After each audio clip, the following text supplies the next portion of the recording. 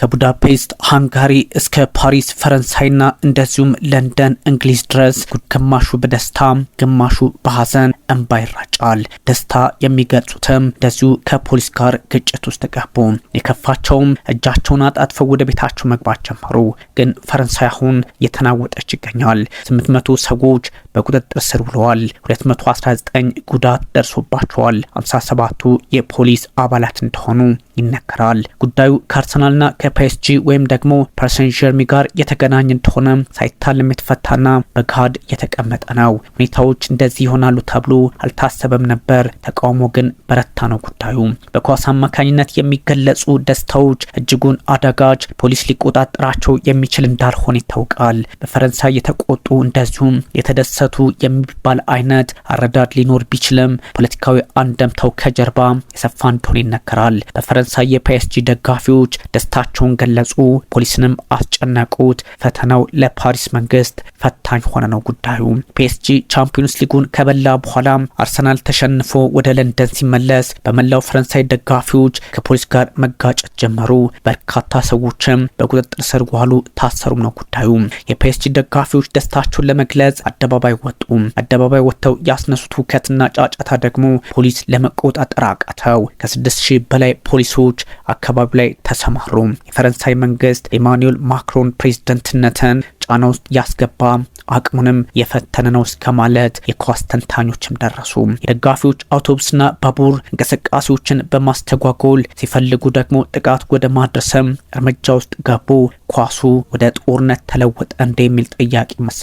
በየአካባቢው የተለያዩ እንቅስቃሴዎች ተደረጉ። ርችት ተተኮሰ። በሌሎች ተቀጣጣይ አካላት ደግሞ ፖሊሶች መጎዳታቸው ተነገረ።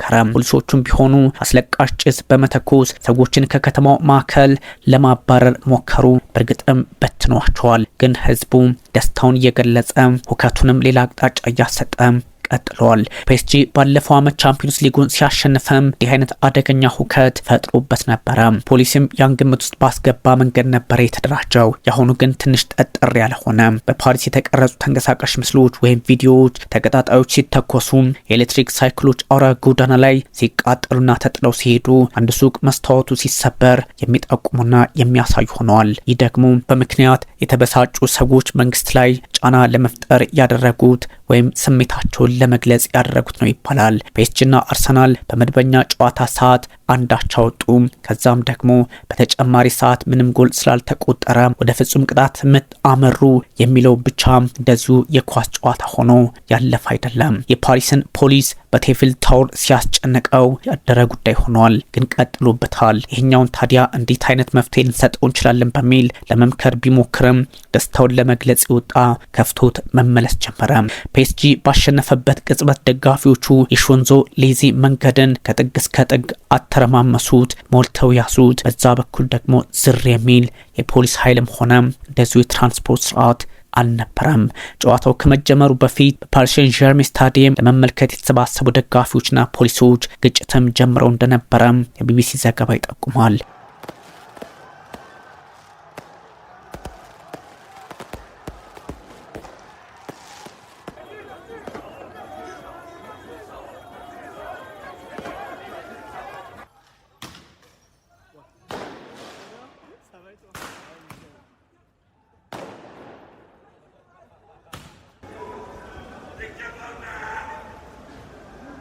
ግን ውጥረቱ በበጎ ይጠናቀቃል ተብሎ የታሰበ ነበረ። የተለመደ ፍጥጫ የሚል ግምት ተሰጠው። በኋላ ላይ ግን መንግስት አቅሜ ሊያጥር ነው እስከሚል ስጋት ተጋረጠበት። 6 ተሽከርካሪዎች፣ 2 የንግድ ስፍራዎችና አንድ አውቶቡስ ማቆሚያ ላይ ከፍተኛ ጉዳት መድረሱን የሀገሪቱ ፖሊስ ማስታወቁ እንደዚሁም የሚጠቁመው በእርግጥም ከባድ ችግር ተፈጥሮ እንደሆነ ነው ተብሏል። ጠዋት ላይ በወጣ መረጃ የፈረንሳይ የሀገር ውስጥ ሚኒስቴር እንዳስታወቀው 416 ሰዎች ታስረዋል። ከነዚህ መካከል ደግሞ 280 የሚሆኑት በቁጥጥር ስር የዋሉት ፓሪስ ውስጥ ናቸው በሚል አስመዘገበ። ይህ እጅጉን ከባድና ውስብስብ የማይባል ግን አገሪቱ አቅሟ ምን ያህል ነው የሚለውን ግምት ውስጥ ያስገባ ሆኖ ያርፍላት ይችላል ይባላል። የሀገር ውስጥ ጉዳይ ሚኒስትር ላውረንት ኑኔዝ ናቸው ይህን ያሉት። ተቀባይነት የሌለው ነው። እናም እንዲህ አይነቶቹ እንቅስቃሴዎች ለምን እንደሚደረጉ እናውቃለን። በበጎ ይጠናቀቃል የሚል ተስፋ አለን። ባይሆንም ግን እርምጃችንን አጠናክረን እንቀጥላለን በሚል ሀሳብ ለመስጠት ሞከሩ። ይህኛው እንቅስቃሴ የሚያሳየው እጅግ አስቸጋሪ ሁኔታዎችን መጠቀም የፈለጉ ሰዎች ሊኖሩ ይችላሉ የሚለው ነው። ምንም እንኳን 219 ሰዎች ጉዳት ደርሶባቸዋል በሚል ፖሊስ ቢያስቀምጥም ጠዋት ላይ ያስቀመጠው ቁጥር እየተለያየ ቢሄድም አሁን ላይ 57 የፖሊስ አባላት መጎዳታቸው ግልጽ እየሆነ ቢመጣም ሁኔታውን ግን ለማደባበስ እየሞከረ ይገኛል። በዚህ አጋጣሚ የሀገሪቱ የፖለቲካ ሂደትና አንዳንድ ጉዳዮች ግምት ውስጥ መግባት አለባቸው። ያ የሚሆን ከሆነ ሁከትን እኛ አንቀበልም፣ እርምጃችን ከዚህ ቀደም ከነበረው የከፋ ሊሆን ይችላል በሚል ለማስፈራራት ሞከሩ። ቀኝ ዘመም አክራሪ ፖለቲከኛዋ ማሪን ለፐን ደግሞ የእግር ኳስ ክለብ ድል ነውጥ የሚያስነሳው ፈረንሳይ ብቻ ነው በሚል ለመተቸት ሞከሩ። የኢማኑኤል ማክሮን መንግስት በትክክል ስራውን አልሰራም በሚል ለፖለቲካ ግንዛቤ ተጠቅማበታለች ነው። ሰዎች ላለመጉዳት ሲሉ ከቤት የማይወጡት ፈረንሳይ ውስጥ ብቻ ነው በማለት ለማሳሰብም ሞከሩ። በዚህኛው አጋጣሚ ፖሊስ ያገኘውን እድል እየተወሰደም በዚህ አጋጣሚ ፖሊስ እርምጃ ይወስድባቸዋል ነው ጉዳዩ። የፒኤስጂ ተጫዋቾች ዛሬ በተለያዩ አካባቢዎች በመዘዋወር ደስታቸውን ከደጋፊዎች ጋር በማጋራት ስራ ላይ ይጠመዳሉ። በአይፈል ታወር ላይ እንደዚሁም ደግሞ በዛ አጠገብ ያለውን ቻምፕ ደማርስ ካዞሩ በኋላ ፕሬዚዳንት ማክሮን አቀባበል እንደሚያደርጉላቸው ይጠበቃል። ፒኤስጂ ሲያሸንፍ በተነሳው ሁከት ሳቢያ 17 ዓመት ወጣትን ጨምሮ 2 ሰዎች ህይወታቸውን ማጣታቸው አምና ደግሞ የሚታወስ ነው። አሁንም ታሪክ በመጥፎ ሁኔታ ሊደገም ይችላል በሚል ሀሳቦች ይጋራሉ። ያም ሆኖ ግን የፈረንሳይ ኃይሎች በተለያየ አጋጣሚ የሚቀያየረውን ሂደትና የሚቀያየረውን የሀገራቸውን ፖለቲካ ለመቆጣጠር በዚህ እርምጃ ውስጥ ማለፍ አለባቸው እየተባለ ይገኛል። ታዲያ ከደስታ እስከ አስከፊ ነገር የተፈጠረባት ዓለም ያ ማለት አንዱ ሲደሰት ሌላው ደግሞ ሲከፋው የሚፈጸሙ ድርጊቶችን የሚያሳዩ ጉዳዮች አሁንም እየሰፉ በሄዱበት አጋጣሚ ነው እንደዚህ አይነት ውጥረት ፈረንሳይ ውስጥ የተፈጠረው። በዛ ላይ ደግሞ በመቶ ሺዎች የሚቆጠሩ የአርሰናል ደጋፊዎች በፕሪሚየር ሊጉ አሸናፊ ሆነውን ዋንጫ ግምት ውስጥ በማስገባት ክለባቸውን እያበረታቱ ይገኛሉ።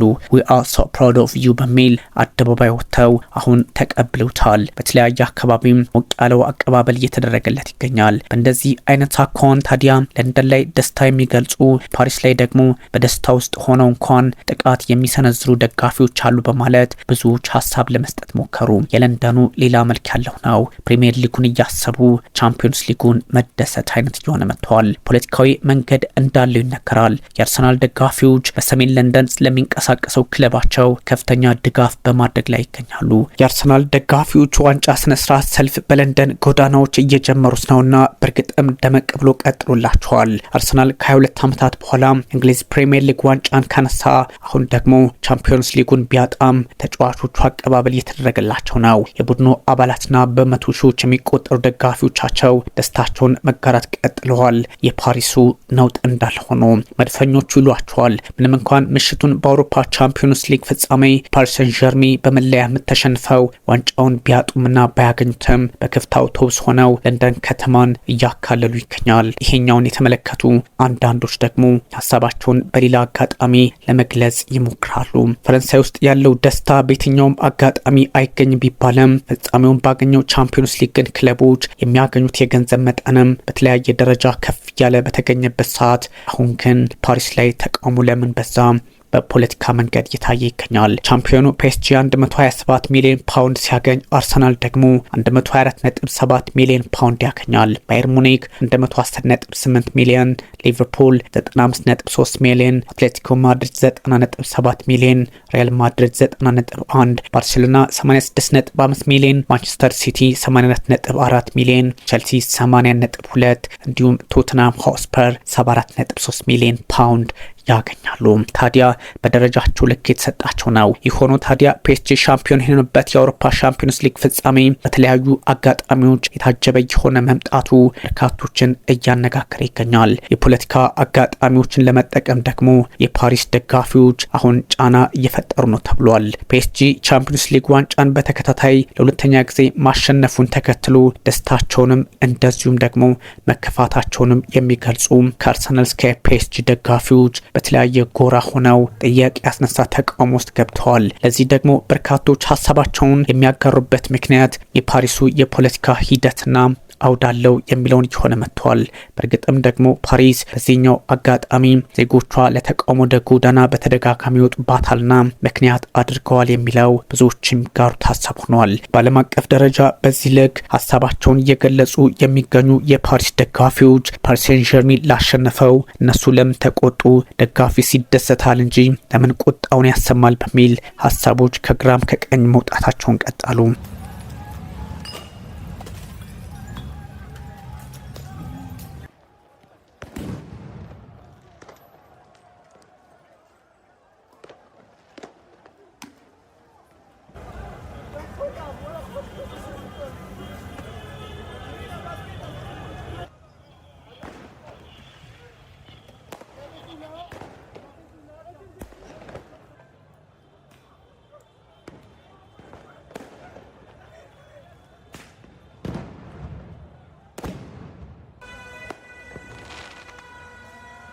ግን ደግሞ ፖለቲካን ከእግር ኳስ ጋር በማዛመድ የሚታወቁት የፓሪስ ሰን ዠርሜን ደጋፊዎች አሁን ትልቁን የቤት ስራ ለኢማኑኤል ማክሮን መንግስት ሰጥቶታል ተብሏል። በዚህኛው አጋጣሚ ደግሞ የፖለቲካ አውዱን በተለየ አቅጣጫ ማየት ያስፈልጋል ቢባልም ግን ደጋፊው ይደሰታል፣ ተቃውሞም ያስነሳል፣ መለያቸው እየሆነ መጥቷል።